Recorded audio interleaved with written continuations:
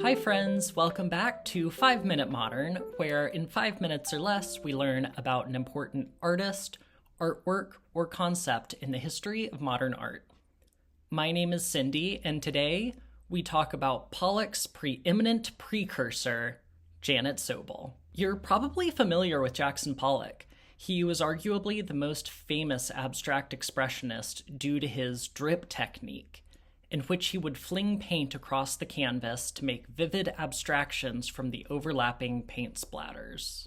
But Pollock only came to this technique in the late 1940s, some years after he first saw a 1944 exhibit of work by Janet Sobel. Sobel was born in Ukraine in 1893 to a large Jewish family. 14 years later, she and her mother and sister would immigrate to New York after her father was killed in an anti-Semitic pogrom. She married at age 17 and had 5 children, and it was while living in Brooklyn as a working-class housewife that she first began to paint in her 40s. Sobel is what we call an outsider or self-taught artist.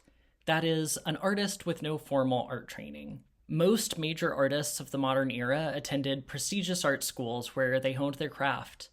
Outsider artists like Sobel learned to make their art entirely on their own.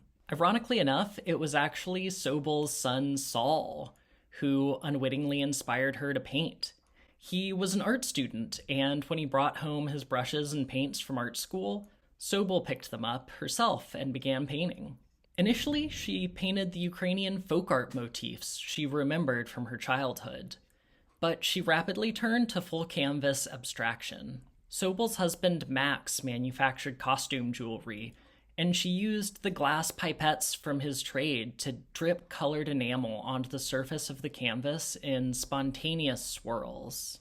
The improvisational nature of her work actually aligned with the idea of automatic painting propagated by the Surrealist movement.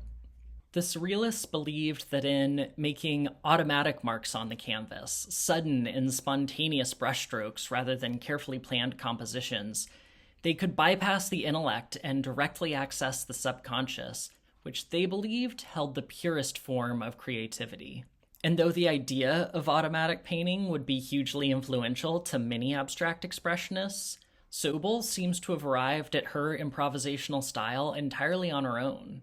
Recognizing his mother's incredible talent, Saul reached out to numerous artists like Marc Chagall and André Breton to promote Sobel's work. Saul succeeded in getting his mother's work shown in a 1943 exhibit at the Arts Club of Chicago, and by 1944, the highly influential art collector Peggy Guggenheim called Sobel the best woman painter in America.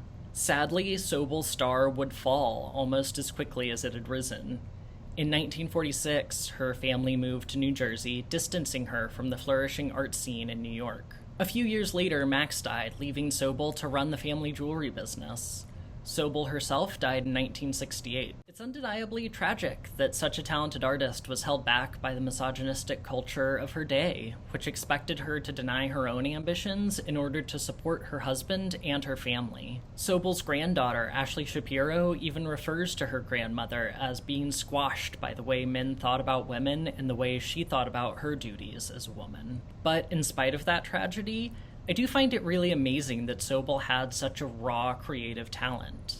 Without any training or connection in the art world, she was able to explore the same techniques as the avant-garde Surrealist movement, and even developed the techniques popularized by one of the most widely known and acclaimed artists of her century. I hope you learned something new in this video. Please remember to like and subscribe, and I'll see you in the next one. Bye.